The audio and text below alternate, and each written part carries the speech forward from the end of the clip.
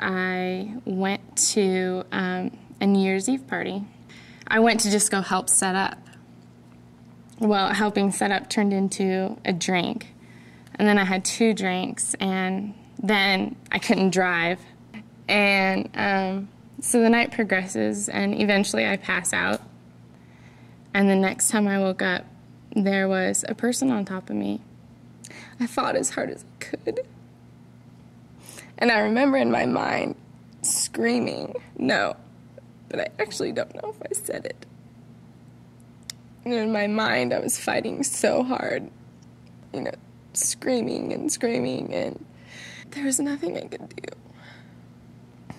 And then he just got up and left when he was done. I didn't even know what to do. So I called my best friend. I told her what had happened. She told me I had to call my parents. I had to get home. And I remember just feeling the most helpless feeling of not having any idea what the consequences of what just happened were going to be. I think I felt as violated as I possibly could.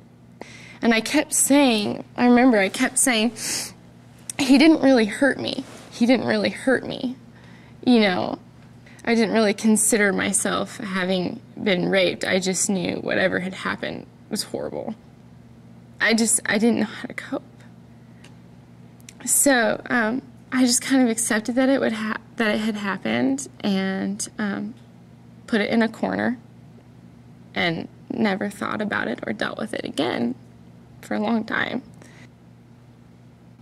About a little over a year later, I got married to a wonderful man, and all of a sudden I found myself in a very different situation. And I was all of a sudden in this relationship that was supposed to be intimate and was supposed to be sexual and was supposed to be loving.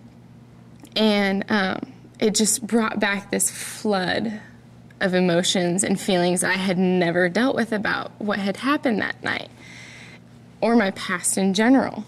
I started becoming this person that was so not me. I became really, really reclusive. And I haven't thought or dealt with that night for over a year. And so I don't even know what's going on. I don't even know why, my mind is freaking out and my heart is freaking out. I just had no idea the consequences that night would have on my life. I just had no concept of what would happen. I had no idea that I would feel like my husband raped me every night.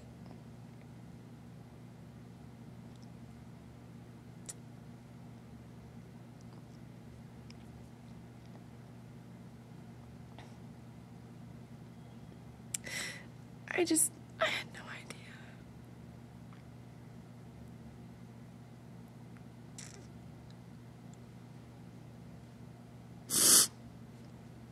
So it began this very, very painful process. It was a good process.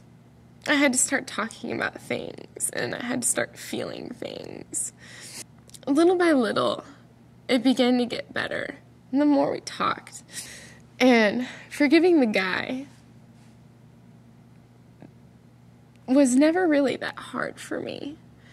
Actually, forgiving myself was the whole problem. Forgiving myself was the hard part. Because in the back of my mind, those things kept popping up. Okay, well, I'm dealing with this and it's done now. And in the back of my head, I just kept hearing this little voice. But you were drunk. Again. You're a binge drinker. You were drunk again. You were there. You chose to be there. These things just would not go away. I was so sick of hearing it, I just decided, okay, so what? So it was my fault. It was my fault. There we go. What are we going to do now? And I just decided, you know what, Lord, I am so sick of hearing this in the back of my head. Will you forgive me for drinking too much that night? Will you forgive me for not making the right choices? And then it was just like, literally, it was instantaneous. I was free. I had to look at Christ and what Christ had done on his cross and the burden he had bore for me, and realize that my pain was not bigger than that, and realize that what had happened to me and my tragedy wasn't bigger than his tragedy. Christ and his death and his resurrection and that cross were bigger than anything I could ever do in my life. Were bigger than anything I could ever feel in my life. And were bigger than any tragedy that could have ever happened to me or ever will happen to me. And I began to change my thinking and realize that it wasn't all about me. And it wasn't all about my pain. And it wasn't all about what had happened to me. What it was actually about was him. And what he had done then, and what he was doing every single day. And I just began to choose to think that. And I remember deciding something. I remember thinking about my heart and remembering how broken and hurt and wounded and scarred this world has made my heart. And then I remember thinking, no, that's not what he sees. He doesn't look at me and see this wounded, broken, scarred thing. He doesn't look at me and see a hard heart that I used to have. He doesn't look at me and see this black hole.